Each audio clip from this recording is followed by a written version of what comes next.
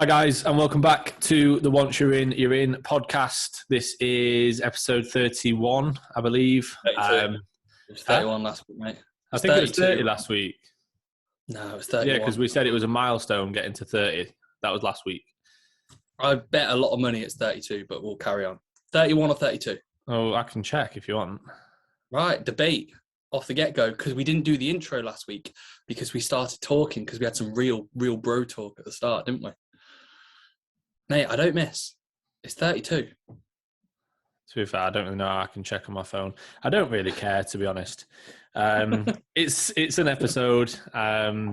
We've not got that many questions this week because I thought I had more to get back to, but it was just 8 questions, 8 boxes of one question. So I don't have that many questions. So Reece has just done like a last minute thing, but obviously this will be out in the future, so it won't be last minute then. But yeah, you want to talk us through your week, mate? And I'm going to try and find if this is episode 30 or 31 or 32. I think it's 31. Right, that's Finn's task. But yeah, another week, another Thursday, another Once You're In podcast. It's been all right, to be fair. I don't really have too much to report. I feel like at this point of like any gaining phase, it's just eating, getting a bit stronger, getting a bit softer. And that's pretty much how it's been. Knee pain's a little bit, I say knee pain, but quad pain is a little bit better. So lower training's in a good spot. All things considered, still not 100%. But to be fair, I think that was pretty much that. Like Saturday session, since we last did the podcast, or Friday session was sound, just usual push. Saturday session, I did a mechanical drop set, or an actual intraset drop set on the stiff leg. 275 turned into 272 2.5, then into 267.5, and then it turned into, I think, like a 40 kilo lockout on the 4th rep. So that was slightly annoying. I mean, that didn't really go to plan. So next time it would be good if the weight stayed on the bar for the pulls, and then since then, Monday was all good. I trained with one of my clients, Tristan, looking very decent, and also one of my old clients who sacked me, Tom Taylor. He kind of jumped in with us for a few pushes. I saw some of his reps and reserve training firsthand, and in general, like it was nice to see the boys. We got on quite well. We always get on well whenever like we always have a chat, and it was a good session, to be fair. Trained at shreds, but we chose the worst bits of equipment. Like everything was just a little bit meh. If we trained there again for the same session, we probably wouldn't have done that session. And then Tuesday, we were at Ultraflex. Nothing really special to report there. We both pretty much battered ourselves. Like we just ruined ourselves. I was absolutely done. We did a cluster, didn't we, on that leg press?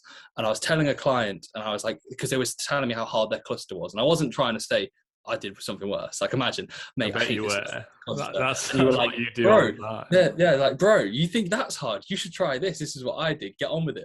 Imagine, it'd be such a like poor way of trying to get over your point. But that's what we did a mate. So do you? You'd be like, oh, look what I did. No, we did a 10 rep. It was the pivot leg press, wasn't it? The pivot. Nitrum. What is it? Nitrum pivot leg press, and we did 8 plates per side for 10 reps, then 20 seconds, then 8 reps, then 20 seconds, then 6 reps. I failed at this point. I got 5 and 1, and then 20 seconds again, and I think I did like 3 and 1 or 2 and 1, and then I did another. So I failed 3 times on a leg press. I was absolutely ruined. And Finn, I think what did you get? You got 10, 8, 6, 4, 2. Did you get it done? I can't remember exactly. And then a +1. Yeah. So that was absolutely brutal. I could tell my body just wasn't really prepared for it, because the last 2 weeks, because I've been sacking Finn off for training in different gyms, I've not been doing the cluster set because I've been using no, it's not even that, mate. I said to you, using the hammer strength leg press and I used a Atlantis leg press, and just on the unracked like nature just didn't feel too good on my joints. But that pivot press, training with me again, can't hack it. Can't hack the stupid shit. I just can't do it. Yeah, and then we actually finished off with the stupid shit. I got the 80s for 24, and I didn't want the 25th. I actually dropped the dumbbells on my toe on the 25th rep, which wasn't ideal. You can see it on the Instagram clip. It literally bounces off my big toe. Fortunately, not too much damage was sustained. And then what did you get? The 60s for how many? It was like 17. It wasn't a good set. Yeah. Nah, fair enough. So it wasn't really that stupid from Finn on this Tuesday session. And yeah, and then it was like delts and arms for me yesterday. So we got Sanaya a day pass to warehouse because they don't do day passes, which is a bit weird. Still going to put that out there. Warehouse, do day passes, please. But yeah, we got some free day passes so Sanaya could train. And then obviously you did your quads and delts session, didn't you? Not quads and delts. Delts and back. Is that what Wednesday session is? Yeah, back and delts. So yeah, that was that. Again, not too really much to report. Like I felt like last week we had a good little chat at the start. We had a little bit of a debate. Is there anything that we've spoke about in the last week that we felt like we could kind of go off topic and kind of discuss? We spoke about I was thinking about this earlier. We spoke about how like what factors lead to a client not doing well. Which we spoke about earlier about how like if a client doesn't send form videos, you can almost guarantee they won't do very well. So we spoke about that. Yeah, let's have a chat about that. I feel like what we should do now, and this is going to be on the fly, I feel like we should almost chat about. Yeah, we should almost kind of think about what we chat about, like either before a session or after a session, and we should kind of go into depth with it. Oh, Finn, for the not the audio listeners, unfortunately, you won't be able to see. For the visual YouTube watchers, you won't be able to not see an amazing beard. You'll be able to see Finn's beard. Yeah, it's absolutely amazing. Like, there's some ridiculous thickness to that, mate. It is a good beard. Yeah, it's a fantastic beard. It's about a 2-week beard as well, so can't complain. Nah. So how long is that staying on there for, mate? As long as until it's a full-on beard. I'm gonna like give it a bit longer. I swear, every morning when I see myself first in the mirror, I'm like, I fucking now got a beard.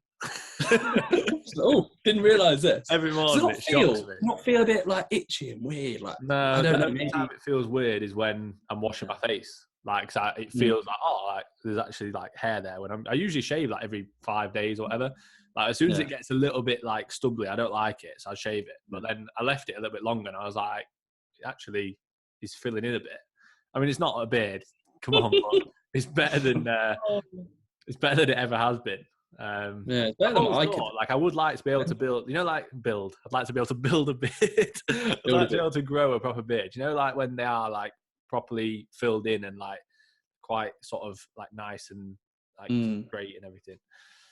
We need to be sponsored by like Manscaped, and they do like the beard everybody is. I'm surprised we're not. I know, I'm surprised we're not. I mean, we'll take any. I can't remember who it was. I'm sure they haven't got like even 1,000 subscribers, and I think they get a few hundred like views on a video, and I'm sure they were sponsored by them. Oh, it doesn't surprise me. It's literally like you make a YouTube video, right? We're sending you our male grooming kit. Yeah. That's what it is. I'm not using it. I'm growing a beard. I'd message them back. Sorry, guys, I'm not using it. I'm growing a beard. No, I think they have beard oils and stuff like that. That's what I said. Like, that's what it almost is. Don't need oil. Grow naturally. Don't need oil. I mean, sorry, guys, I'm natty. I can't use oil. Actually, I'm a natural athlete. Can I just make sure this fits in line with the UKDFBA? Imagine UKDFBA #1, no beard oils. I have to send it into the Facebook group. Davey J, is this okay? You won't know about that because you're not natty, but all the natties will know about that. Yeah, fair all your natties out there, I hope you enjoyed that. all the people who don't cheat, you'll love it. That's what it is. Yeah. So the people who cheat, you don't even get to, you don't even know. Yourself a drink, mate. So I've got myself a Volvic Touch of Fruit, sugar-free summer fruits. Cheers, mate. There we go. Cheers, mate. Here's to another 32 episodes of the podcast. Oh, it is. Yeah, it is episode 32 actually. It is 32. Told you. I knew it. Anyway, so we'll have a chat about the situation when it comes to clients and pretty much what makes. So basically, if you're a client and you do any of the things that we say you don't need to do to be a good client, just like I said, they take no offence. But we'll just go through a bit of a general observation. Like we've worked with loads of people over. Yeah, this isn't just going to be like one client didn't send 4 videos, but we found it quite funny because, like I always say to clients, I actually said to a client today, Adam, I know you won't mind me mentioning it, but I kind of said like you can tick a box, but that doesn't just mean that you're actually nailing it. Like just because you get your macros on the sheets, and just because you get your macros ticked off, and just because you train, you train every session, you don't miss sessions, doesn't always mean that you're actually going to be nailing it. So there's a lot of other things. Obviously, with how we coach, it's not just going to be like a training plan, nutrition plan, but like we've said before, like when it comes to form feedback, this is the one thing that is so apparent, where a lot of people will think their training is pretty spot on, and like Finn, literally, we said yesterday, Finn was like, how many times have you not had a client send videos, you see their training eventually and you're like, yep, knew it, This is exactly what I thought it would be. I think I've had, out of the whole time that I've trained people, I've maybe had like 2 or 3 clients who, when they've, no, I haven't had one where there's been no comments. Yeah. I haven't had one. I've had maybe 2 or 3 where there's been like, mate, this is fucking mint. Like, your training's really good. Let's focus on this. Let's focus on that. There's a couple of things. Yeah. But probably the rest, the other 97%, it's like, right, there's a lot to work on. Yeah. Like 100%. that just shows you, like, oh yeah, and that's not to say like our training's flawless. Like the amount of times, literally before this, we were talking about like my pendulum depth, and I replied with, well, mate, have you seen your pendulum depth? And we were having a debate about our pendulum depth. And likewise, we've always been really critical. And again, I think it's something that like certain individuals can get on quite well with, and then other individuals can't. Like I remember, so Sanaya, I can't remember exactly what set it was, but something had gone wrong where she'd like bottled a set. It was the stiff leg deadlift set that she'd actually, I remember, Wednesday of last week. And like, you know, when you go into a pool and you know before, like you'll see what I do, you'll see what you yourself does at times. And you know, when you watch someone go into a pool and you just know they're overthinking, they're not going into it with much aggression.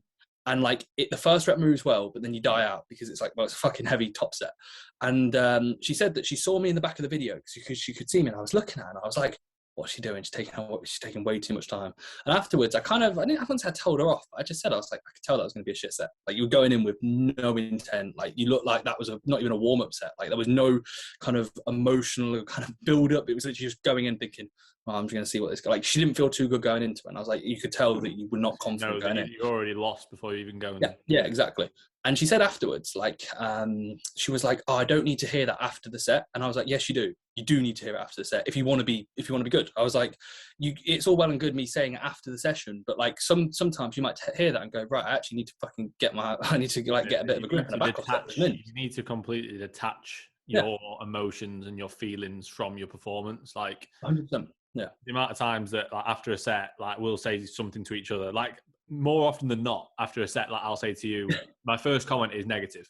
Like, not in a horrible way, but it's like, well, let's say it's constructive. It's not like that was shit. It's not like that was shit. It's like, that was a little bit different. That was like, obviously, with like your dumbbell rows a couple of weeks back, like, you finished the set and like, I think you thought, oh, it felt decent.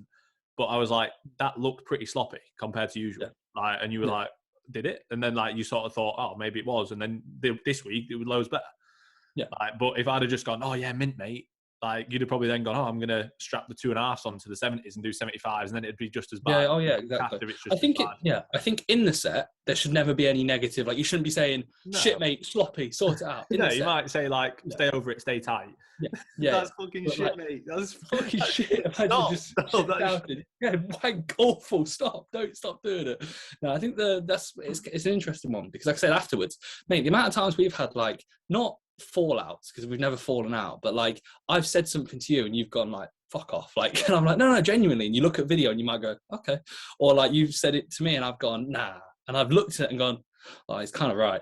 And like, there's plenty of times where like, we've got in, not fallouts, but like, we've got in debates about execution, but then usually you kind of take the emotional side out of it and you think, yeah, he's probably quite true. Yeah, if you're looking at it from an outsider looking in, often your viewpoint is going to be better than looking at it yourself. Even if you're watching your own form from the exact same point of view, you're looking for the positives probably, and you're probably thinking, oh yeah, maybe it looks a bit sloppy, but you know, it felt all right. And it's like, oh, that's good, that's a positive, but next week let's try and make sure that it's a bit better. Like, it's never a personal dig, and it's never to try and bring someone down, or like, it is literally to always try and better that individual. Like, it's like you say, obviously what Sanaya said, like, oh, I don't need to hear that after the set. Like, that's obviously just how, like, maybe how she works, and she'd rather you sort of tell her a bit later on or whatever, and that's fine. Like, if that works for her, like, it's not really a problem. But ultimately, you know, like I say, if you end up feeling like, you know, you're being either almost like being attacked, like after the set, you saying that, like, you're not being a dick to her. No, like, it could be anybody. She could be a client, she could be a girlfriend, she could be anybody. But you're just trying to be like, right, this needs to be better. If you want to be where you want to be, that needs to be better because it wasn't good enough. But people don't take that as like, and it's not even goals. It's like, you put so much time into it. Why aren't you putting that much time? You should be trying to be as spot on as you can, you know? I think you have to sort of manipulate how you speak to different people. But I think ultimately, like, if someone does want to do the best that they can possibly do, if you're told this isn't good enough, then you simply know, right, I need to do better. Yeah. Like, that's not you being harsh. That's not you being rude to them as an individual. You're literally just saying, right, you won't be like, this isn't good enough, this is shit. You sort of do it in the right way. You say, right, next time I want you to work on this. This can definitely be better. But ultimately, if you take that in the wrong way and you think that, you get your back up and think, oh, they're just being like harsh or whatever it is, it's like, realistically, you're just trying to get you to get the most out of the process. This is what we were saying earlier about, like, clients will pay for a service, but then not get the most out of it because they're not willing to send form videos. It's like, for maybe the ball ache of a couple of people looking at the fact that you've put your phone on in the gym, like, is it worth not wasting your money, but losing out on a massive part of the service? Because I've said this to clients loads, like, no matter, I couldn't care less what your numbers say in your training program. I couldn't care less what you're telling me you've lifted. I couldn't care less how well you're progressing if I've not seen anything. Because it doesn't matter. If the foundations are shit that you're building on, you're not going to grow. Like, so it doesn't matter if I'm pressing the 40s now. I haven't seen it. Like, it doesn't matter. I haven't seen it. Like, and I'll say that to people, not in like I'm not being a dick, but I will say, like, look, like, I'm not going to go, oh, amazing, you're pressing the 40s if I haven't seen it. And then when you show me it, it's the worst ever set I've ever seen on the 40s. Like, you should probably do in the 30s and stay on the 30s and get better at the 30s. And then when you do the 40s, you'd look better. You'll have a bigger chest or you'll have bigger delts because you'll have done them, you'll have earned the 40s and you'll be doing them properly. Yeah. So it is a bit, that's one of the most frustrating things, especially when as well. I think it's almost, oh, sorry, you carry on. I was just going to say, we outline the things that we expect from our clients before they start.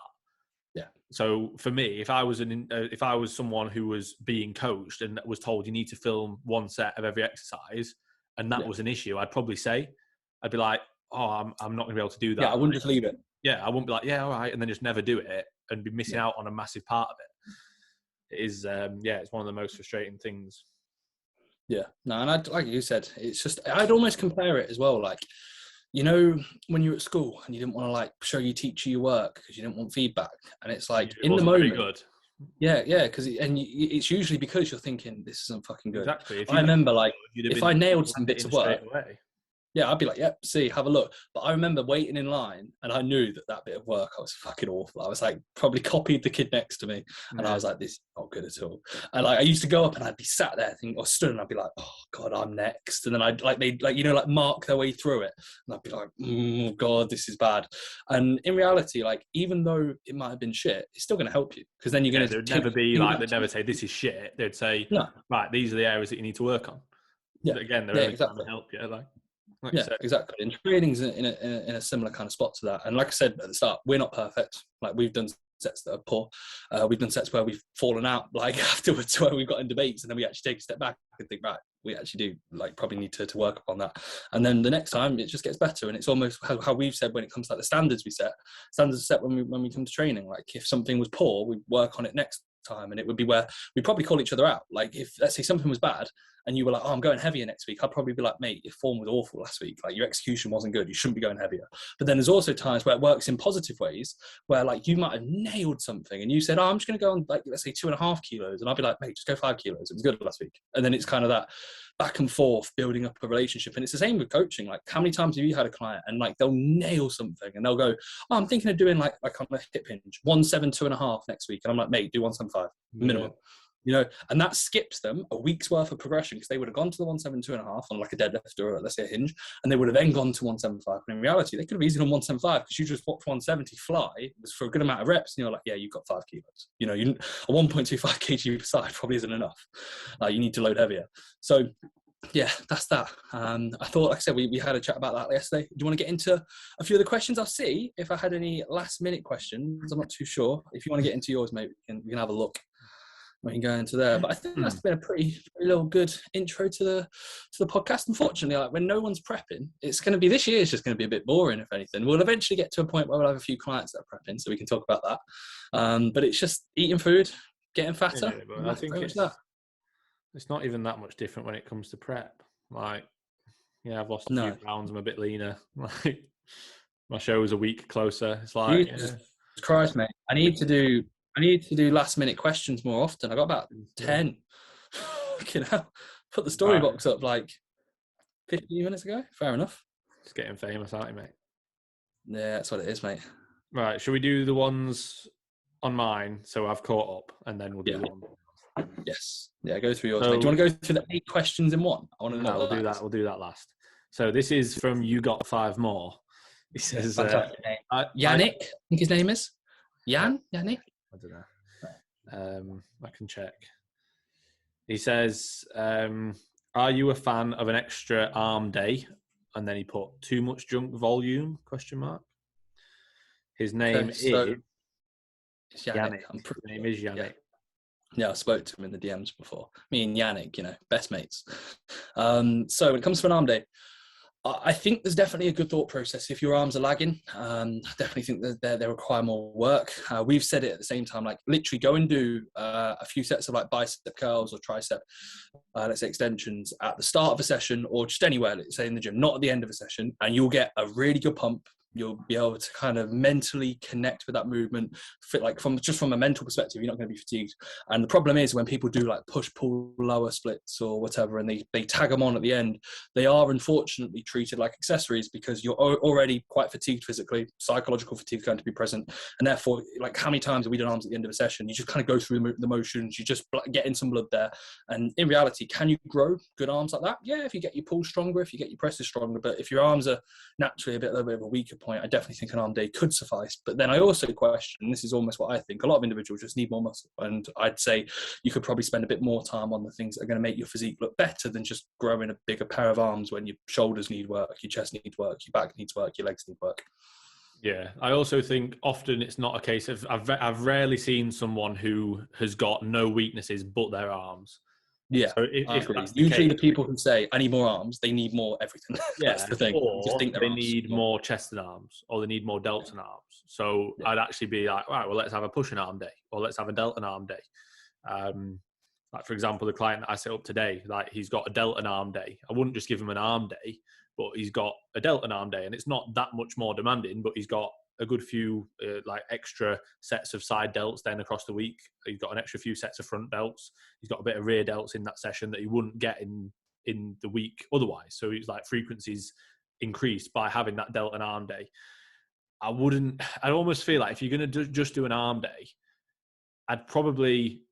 you could do 2 sessions in a day. Like if I was to add an arm day into our programming now, I'd probably do it like, I don't know, maybe on an evening, like, or early morning when I'm like, if I didn't have as much work, like I wouldn't, if I was going to have a rest day as a sole rest day, I'd rather keep it as that. And if I needed loads more arm volume, I'd either increase the frequency across every session, or increase the frequency and add it into each session, or I'd be like, oh, well, I'll do arms. Let's say if I had like a gym at home, I'd be like, I'll do arms in the morning twice a week. Yeah. And then I'll have my normal session later on, like maybe before leg days or something, because it's not going to be demanding, is it? Like if you're doing, let's say, 8 sets of biceps and 8 sets of triceps, right? It's not going to be that demanding. And if you don't hand 20 total sets because you can handle more, 16 sets any more of a natty, you're not going to recover. So I'm not really giving an exact answer there, but I would argue I think there's merit. People don't need one. Yeah, there's definitely merit. I think we can both agree upon that. There's definitely merit to arm days, but I think there's but I'd say rarely require them. Yeah, like the difference between merit and requirement is different for a lot, and I'd say requirement, no. Merit, yeah. So we kind of fall in line with that. That being said, I'd say we both have pretty okay arms, so we might be answering like we're pretty much biased. We're just like, like if we both had horrendous arms, I think we'd probably be like, well, maybe we do need arms, we do need more or whatever.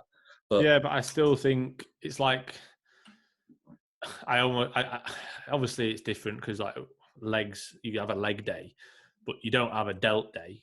Like, or we don't have a chest day. I know a lot of people do, so you could do, but I don't think with how we have our programming, I don't think we'd be like, oh yeah, we definitely need an arm day. We'd probably just do what I said, like we'd have it more frequent. We'd have arms in most sessions, whereas I literally train arms once across the week.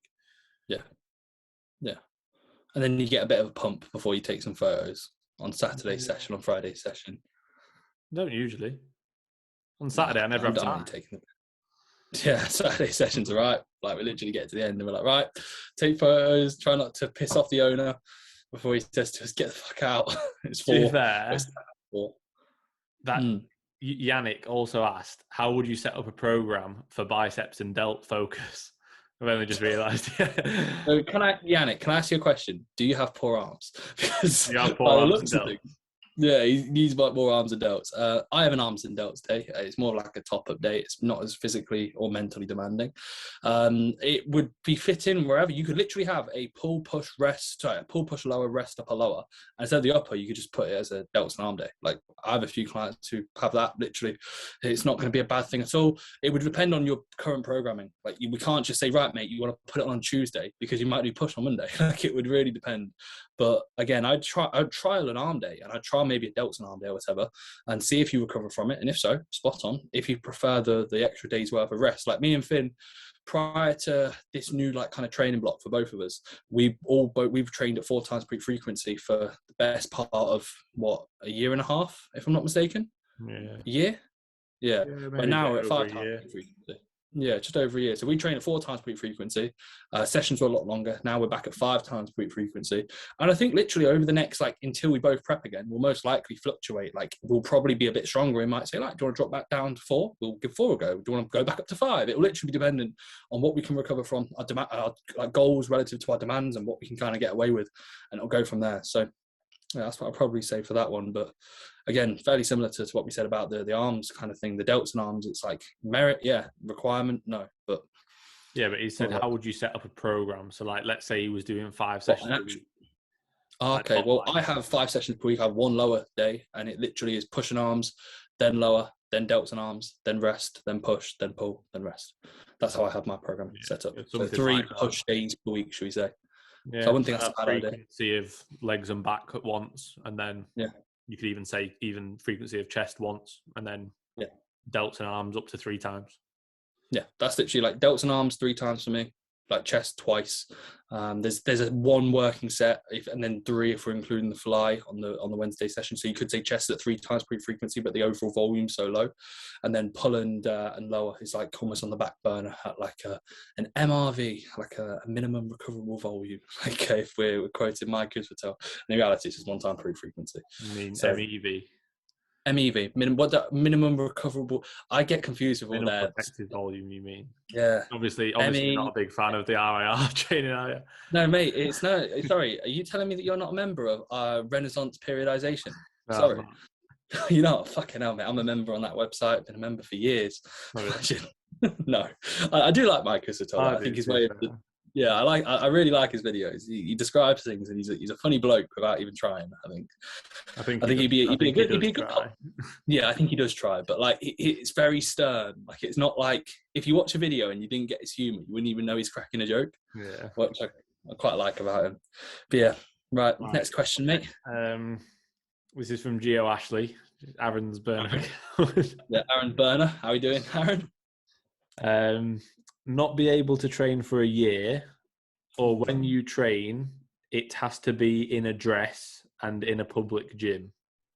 All right, Gio, Aaron, how the hell, like, who thinks of this kind of stuff? I'm just training in a dress, so I don't give a fuck. Like, yeah, Finn trained in a coat during parts of, like, coming out of prep, and he got. And apparently, that's as bad as wearing a dress. Oh, it was awful. He trained in a coat.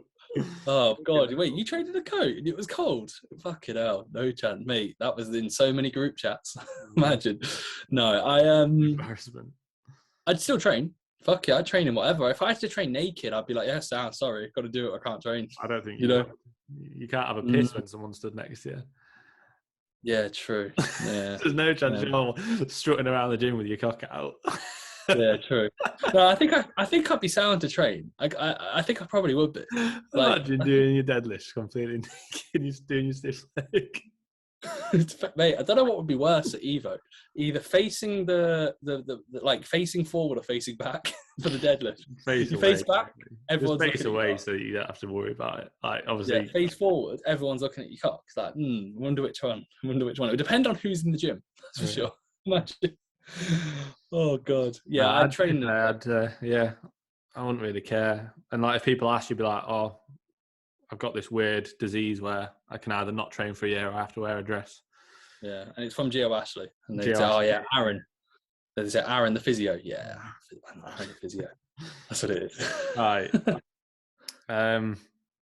Chloe asked, and this is what I said to you earlier, favourite client couple.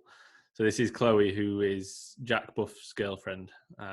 She's also her own person. I don't mean it as like, oh, she's just, I hate it when people are He's like, just an accessory to Jack. Yeah, I didn't mean it like that. I hate it when people do it like that. But that's why she's asked that question, because I coach them both. And I don't have any other couples, but you do, don't you? Yeah, I have Dylan and Lauren, so that's them too. I'm trying to think if there's any as well. You don't. Yeah, I don't think have that's it. No, I don't think I do either. I did actually. She'll be buzzing that we've answered that. And yeah, no, I coached. You are the favourite, but there isn't another couple, so yeah, no, I can't compare. I coached a lad called Rowan before he went to the army, and then when he left, I coached his girlfriend, who literally started the day he left, which was like 1 in, 1 out, same check-in date, everything was cool, and I really got on well with Rowan. He was a nice lad.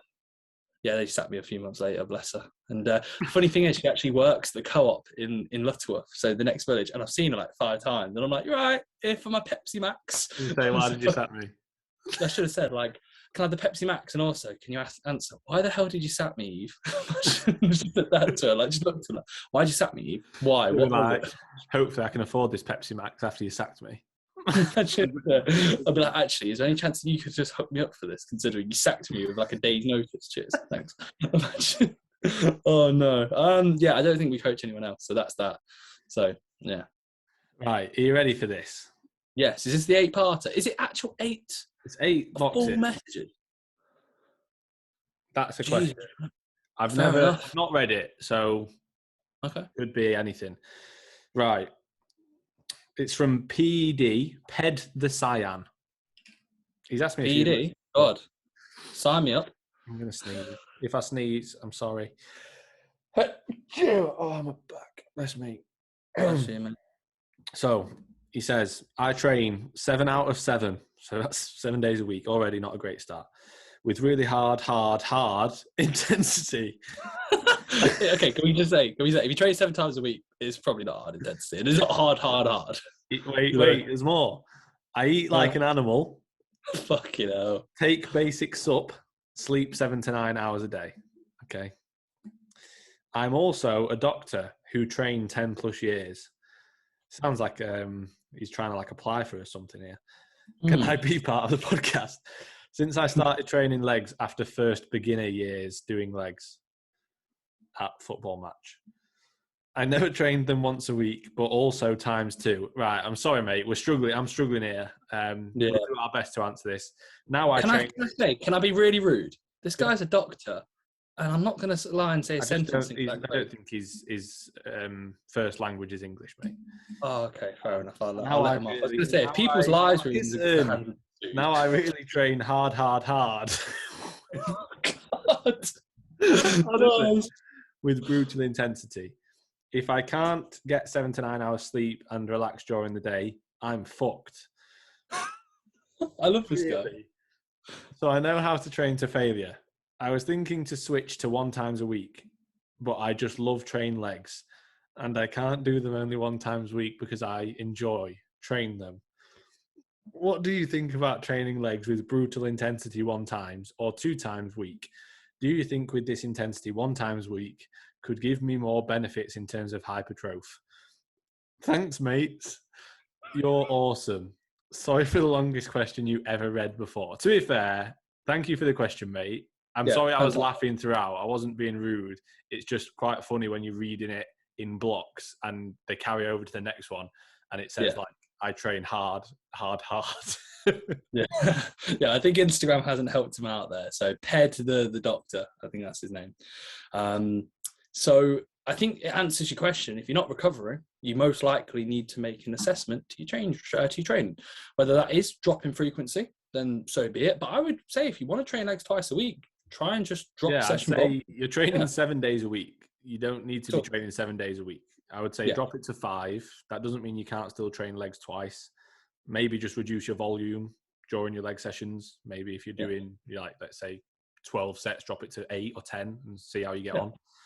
And then work it back up from there. Like, don't start on the high side where you're saying, I'm absolutely fucked all the time. Like, obviously you're doing too much. But yeah, you don't need to be training 7 days a week. Yeah, no, definitely. So I'd say that would be the first change. And then, like Finn said, and like I said, drop down volume and then literally look to reassess. These are the sort of things that I would always just recommend. Drop into a baseline level of volume, cutting your workload. And it's quite clear. He said he's working a lot of hours. He's pretty busy. I'm guessing he's going to be on his feet all day. And the likelihood of him recovering is probably lesser as a result of that. So it's not like to be embarrassed and think, oh, I'm doing less work. Usually you'd have to question the quality of work and not the quantity of work. So yeah, I'd most likely just I'd bring volume down. I'd bring session amount down as well. So from 7 to 5 would be a clever bet. And then make sure that you're still training hard, but over 5 sessions with slightly less total work. You might even be able to train hard. If you exactly.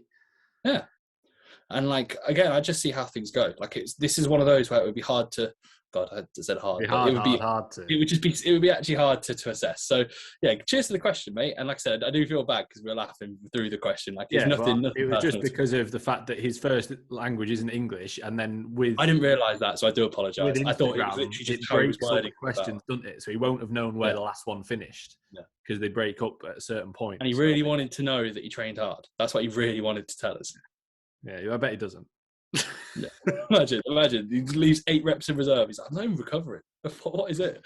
But yeah, I just, like I said, 7 sessions a week. I mean, mate, we trained 7 sessions a week when we were like starting out training because you'd love to train, but you then get to a point and realize, God, this isn't beneficial. Like if I was mentally fresh and physically fresh, I would really like to train most days. But I know that's not going to be productive towards my goals, and then likewise for actual training.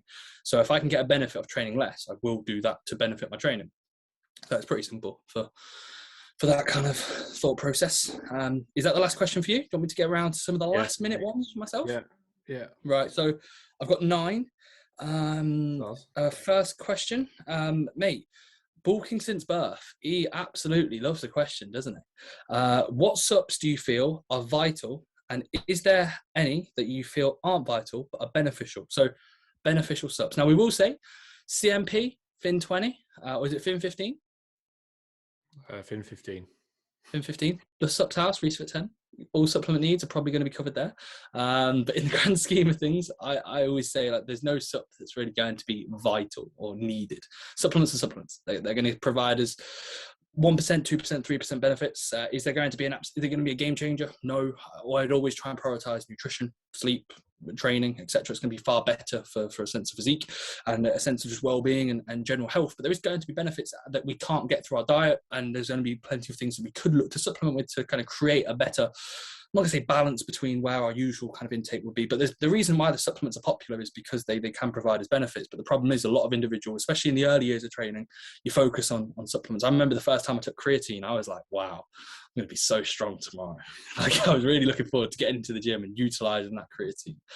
And I bet you were probably the same. The first time you took pre-workout, I bet you were bouncing off the walls thinking, I'm going to train so well. I'm going to whack 10 kilos on. I'm going to be so pumped up today, you know?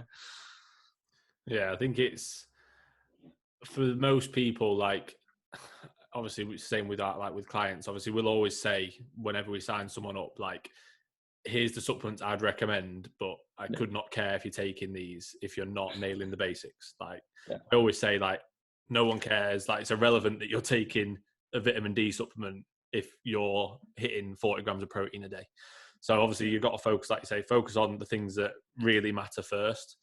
But then, yeah, in regards to, like, if I was to say, like, specific supplements that actually are going to be beneficial, like creatine obviously is one of the main ones. Creatine monohydrate, just get that one. It's the cheapest one.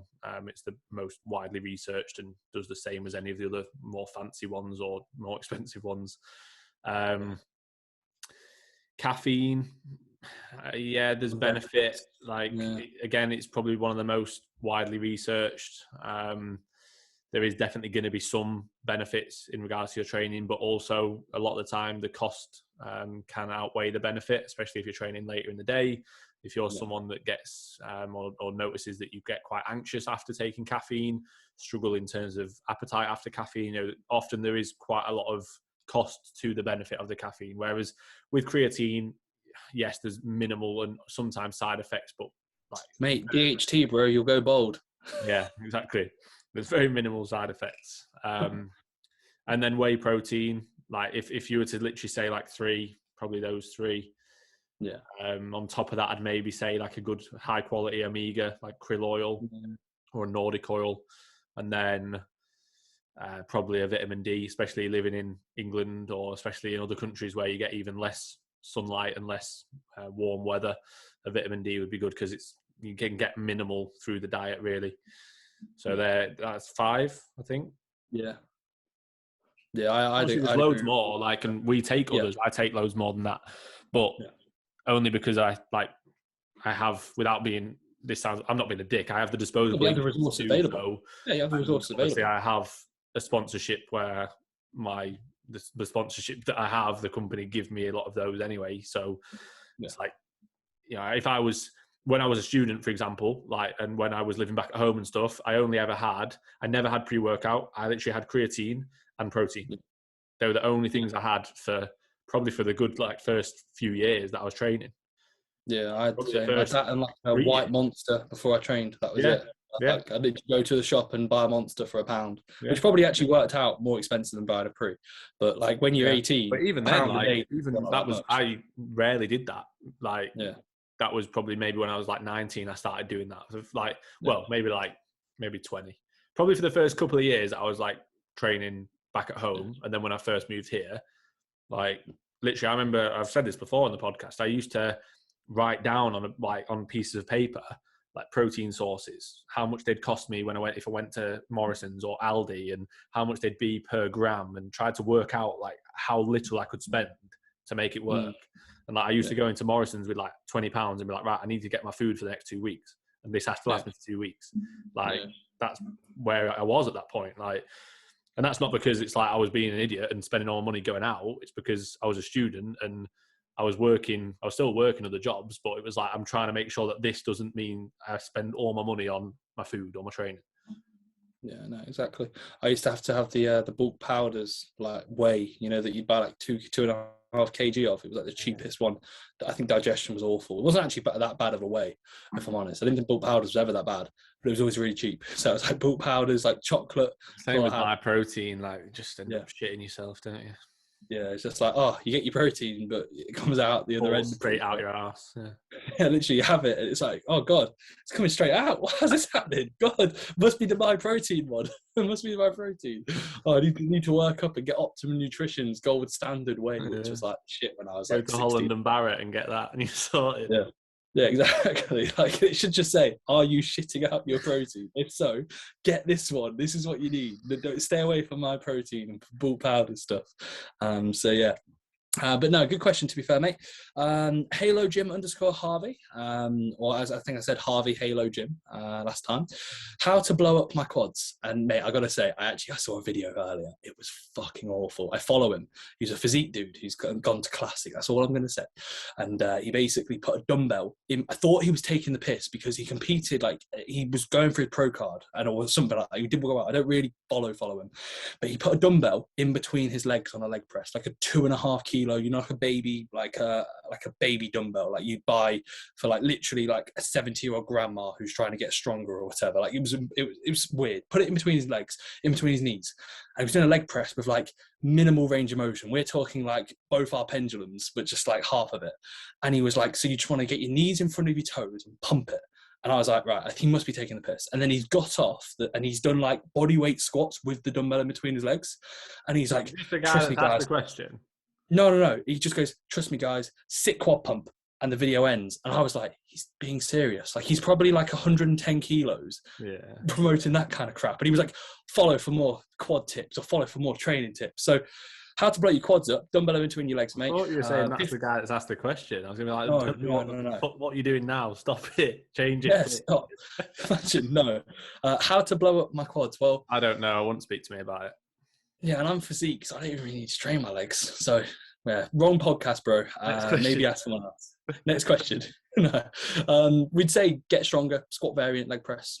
Make sure you've got good execution on like leg extensions. Make sure you're prioritizing your quads. and you're choosing movements to suit you. A lot of individuals just hop on a hack or hop on, let's say, a barbell squatter or something, and it doesn't really suit them. They lose tightness. There's not really many squat variants that suit me, if I'm honest. I lose a lot of tightness. Where Finn, for example, he can usually stay quite tight, but then we both run into some knee issues eventually, or some issues of like hips, and just in general, just how we are. So yeah, when it comes to blowing up your quads, I think it's the same as any other muscle group. Like if you end up going from a hack squat and I think they have a Cybex hack at that Halo gym. Let's say if you're doing 3 plates per side and you then work that up to a 6 plate per side, your quads are going to be a lot bigger. That's pretty much that.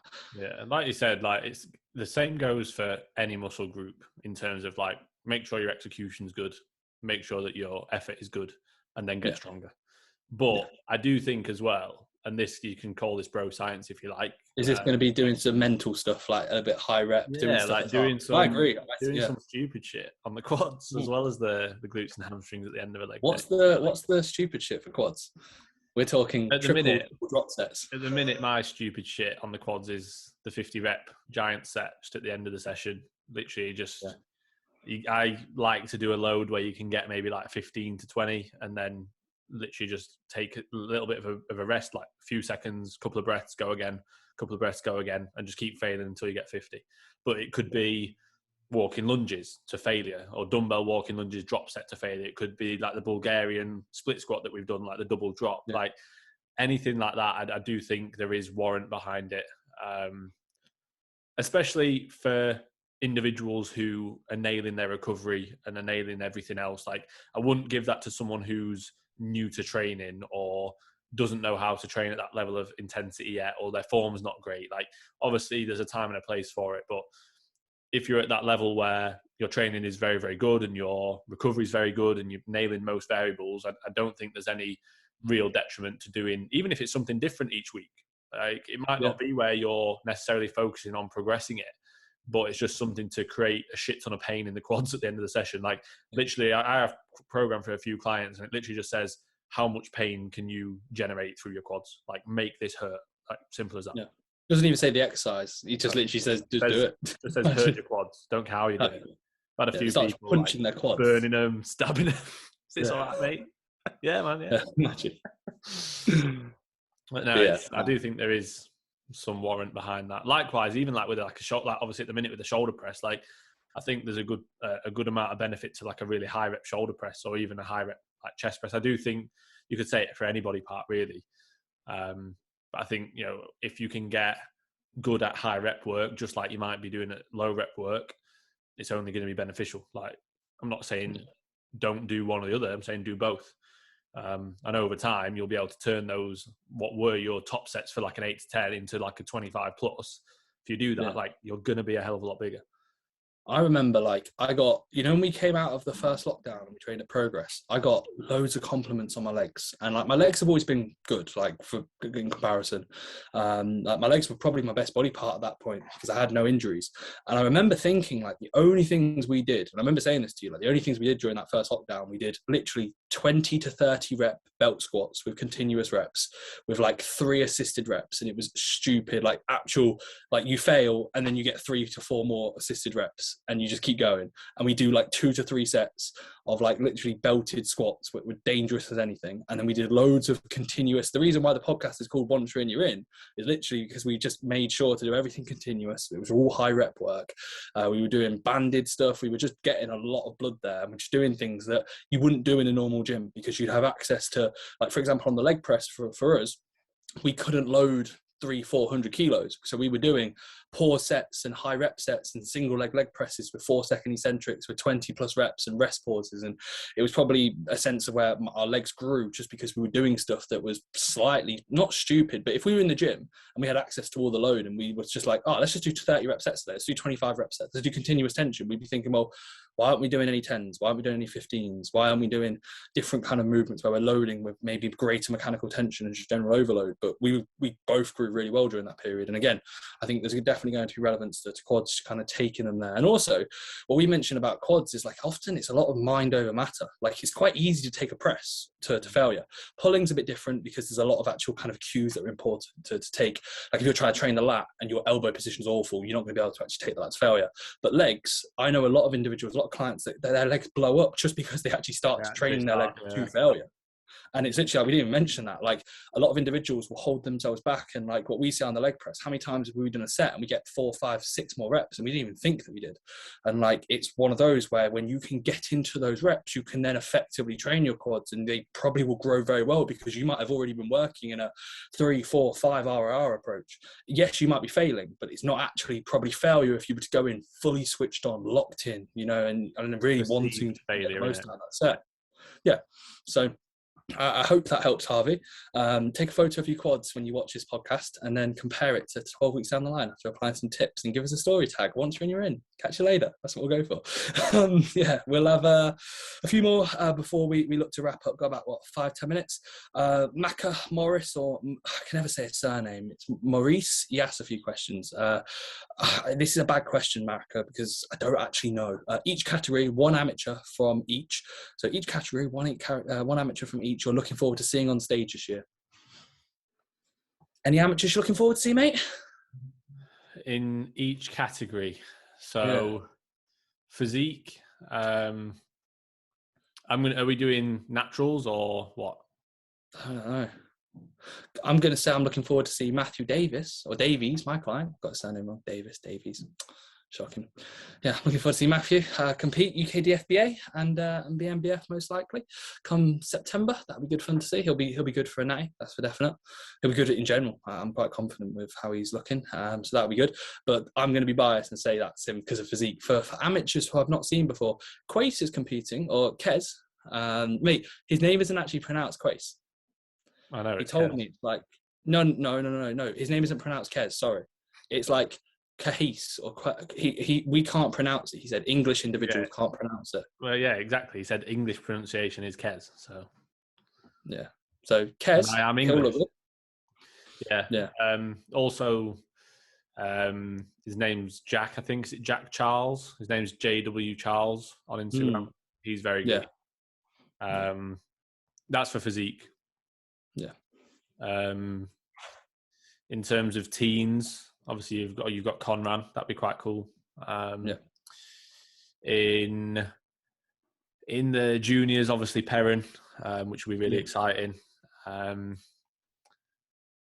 to think of other juniors. I'm not just going to go through everyone that we've got competing. Like Tristan will be good. Yeah. But I don't want to just go through our clients because that's obviously very biased. So obviously I'm looking forward to seeing like all of my clients. So Jack as well, Miles as well, Noah. Like I'm looking forward to seeing all my clients competing.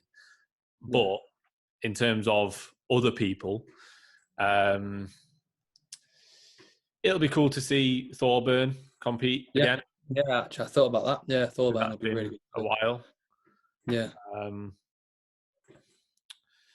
George Osborne is competing, isn't he? Yeah.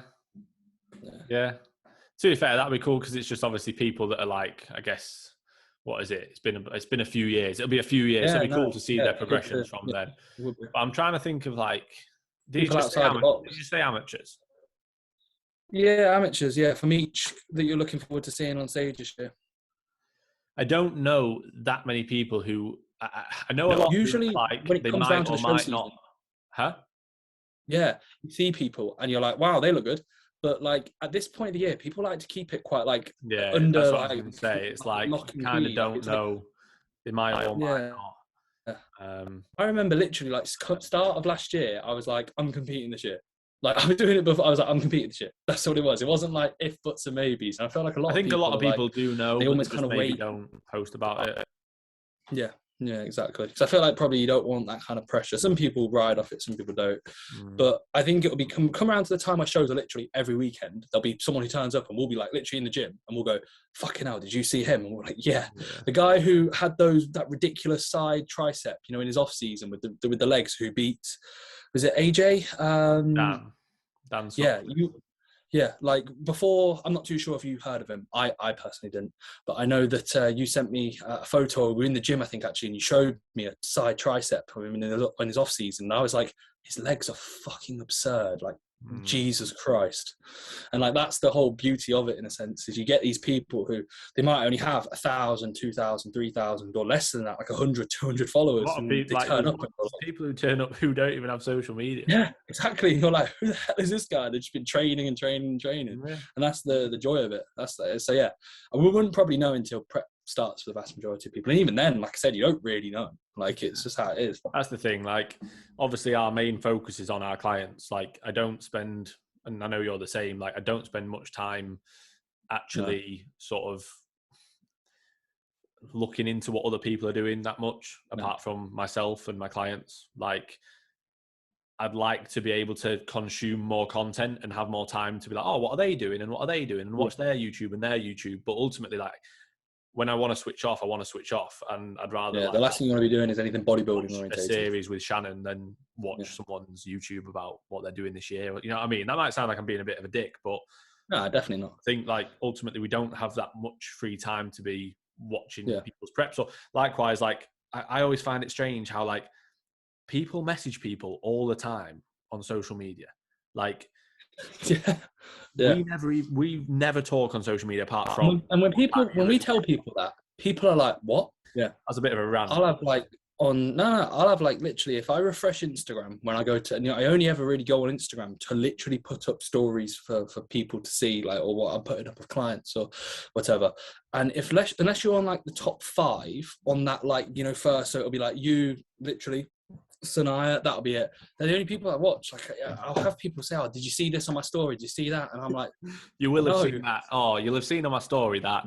No, I didn't. And I'm like, no, I don't. I didn't see it. Like, I only literally watch like 5 to 10 people's Instagrams. Like, I don't ever scroll, or like, if your post doesn't come up, I don't think I've ever scrolled past the first 3 photos on Instagram. Like I've never just scrolled through. I thought, wonder who's uploading. Like, if I don't see it and it's not that first one, I do not see it. Like, it's how it is. And yeah, I think that's how it is at times. So yeah, a little bit of a rant there. A bit of a rant. Right, we'll finish on. We have a few, but we'll go into Alex Kingsley. This will be the last one. No, we'll go one more actually. Do people like Revive Stronger? Do people like Revive? Just a question. Do people like Revive Stronger? I don't know. Yeah, I don't Revive Stronger. I mean, yeah, he's all right. Like, it's our place to say. Do people like Revive Stronger? Take ROM too far? Risk/reward for muscle gain poor? Question mark. It's actually quite a good question. Yeah. So like team full ROM. So Revive Stronger, Renaissance periodization. Like, I wouldn't say they take ROM too far, because I don't think they ever really take it into like a passive range. Like, generally they really do work on like getting maximal range through their active range. So it's not as if they ever do something that looks like stupid or dangerous. Like Dr. Mike's range of motion on leg pressing is ridiculous, but it looks safe. Yeah. It's not as if like, what the fuck's he doing? Same with like Steve. Like, I saw him the other day. I think he was doing like was it like a horizontal leg press? And he was like getting really, really good range, but it was still safe. And his like lower back wasn't rounding. There was no like lower back flexion or anything like that. So I'd say no, but it's almost impossible to say like risk versus reward. Would they be getting more out of it if they maybe reduced the range by a few inches and maybe had more load? It's hard to say. Evidence would probably suggest no in terms of the research. But also you've got to remember that, everybody is individualistic, and a lot of people are going to struggle to get into that range. A lot of people might not want to spend the time focusing on that. They might not enjoy that style of training. They might be, the type who'd rather just have more load on. It's difficult to say. I don't think there's a yes or no answer. I don't think it's a case of, they're doing it too much or anything like that. I think it's sort of each their own. And I know they are very evidence-based and they know what they're on about. But then, you could also argue there's people who aren't evidence-based, who don't do full range of motion, who have more muscle, or who have made more progress, or it's difficult to say. Like, obviously, it's based on those individuals who have got their own genetics as well. So it's not as if it's based across everybody, and you can't compare it because it's not as if everybody has done a period of full ROM versus a period of partial ROM. I don't like saying partial ROM because it almost makes it seem as if it's not good, because partial ROM sounds as if it's like you're doing partials. It's like, no, it means like 95% full ROM, if you like. So yeah, I think it is an interesting one. It's a good question, that. Yeah, no, it is a good question. I always just say to individuals, you should literally lift with the greatest amount of range of motion that feels comfortable. Like we've always said, on like a press, literally let your arms come down to a natural point. Once it feels like you're almost scrunching and kind of feeling a bit uncomfortable to get into a position, that's probably going to be where your active range of motion is going to be. And you wouldn't want to kind of overextend and go into that active or into that passive ROM and there's obviously going to be some risk there. But then additionally to that point, we could argue, well, you'd be utilizing lighter load. There's, like I said, researchers suggest more range of motion equates to more stimulus, and then the greater loading, more fatigue. So if you're lifting with, let's say, as Finn said, partial ROM, and we'll say partial ROM, it might be where it's probably going to be slightly counterintuitive. So there is definitely benefit to it. But then at the same time, I'm not going to say they take it too far, but I definitely think they're probably a blended approach. What we always say, like, you can take evidence, then you can take actual application. You can usually find a middle ground, which for the vast majority of individuals is probably a good point to kind of start. And then you can almost decide where you'd like to go. And usually it kind of leads to progression regardless. So yeah, that's probably what I'd say. And then we'll have one more from Ant. If Finn has a client that's coming up to 2 years with him, what does Finn do? The reason why he's asking this is he's coming up to 2 years worth of coaching come the end of this month. So pretty mental. 2 years. What'd you say? Give him a blowjob. Oh, what an outro to the. So, I mean, all you got to do is tell me a time and place, and I guess I got to adhere. I can't do what, like, if Finn's doing that, I've got to match the service quality. So, yeah, blowjob on me. See what happens in year 3. Yeah. Hey, what was year 1? What would you do for year 1? Year 1 was a hand job. Blowjob. Year 3, oh god, it's getting a bit exotic. I wonder what bend them over. Yeah. Year 5 is going to be fucking. That's going to be a bit wild. Year 5, some weird shit.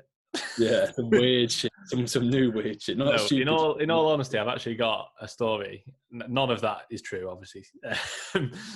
But you know what? A few clients who just cancelled. They go cardless. They're like, "Fuck, I was coming up to a year. I'm not carrying on." You know, Chris, that I train, that I coach, Christian, KRYS. Yeah. I remember. Yeah, Chris Morton. Is it Morton? Mosen, yeah. Yeah, so I've coached him for ages. Like you PT'd him though, didn't you? No, I didn't. I just coached him. I thought you PT'd him. I coached him when I was a PT. Yeah, that makes sense. 125 weeks we've just done. So, what? Bit over 2 years. Yeah, 2.5 years. Yeah. I think, what was it? Was it 100 weeks? Basically, he loves the Office, the UK version of the Office, the program, the TV show. So when he hit 100 weeks, I put up on his, like, the start of his check-in video, I put up a video, like a scene out of the Office that I knew he'd like, and he said it was like he was pissing himself at it. And then I think he said, like, at 200 weeks, you've got to dress up like David Brent. So basically, like, flared blue jeans and a white shirt. And I said, I'll pose on the table like the scene that I sent him. So when he gets to 200 weeks, that's what I'm going to do. I'm going to buy an outfit. I'm going to set the laptop. Mate, that's like almost 4 years of coaching. That's a lot. Oh, yeah. Like 4 years of coaching just for that. And I'll give him a blowjob as well. Oh, I was going to say, like, minimum, I'd be expecting a blowjob for 200 weeks of check-ins. Fucking hell. Why do you think I pay my coach that much? Oh, just after the incentives. But no, fair enough. Yeah, I think Ant's probably saying, sort me a session, and I think we might have to. 2 years of coaching, we'll definitely get something. Next time you ditch me, mate, I'll probably get something sorted with Ant, that's for sure. I'm not too sure if we got to the end of the podcast, but like I said, that's answered that. So that's pretty much everything, mate. Anything that you want to leave the fantastic listeners upon, or is that it? That's everything, mate. Perfect. Well, yeah, another week, another podcast. That's pretty much that. Thanks for all the story tags. Thanks for the questions, the last minute questions coming through clutch to extend us to just over an hour. Most likely, I think you'll probably put a question box up next week, won't you? Because you haven't got any questions. Yeah. I'll probably just leave it, and then we'll literally just take it in turns. Because when we both put them up, it's always where we get a few too many. So we're actually caught up now with pretty much the vast majority of our questions, which means we can actually answer the questions when the new podcast comes around. So other than that, again, appreciate all the listens. Thanks to everybody who's got to this point in the podcast. If you leave a like, share, again, much appreciated. And we'll catch you guys in the next one soon.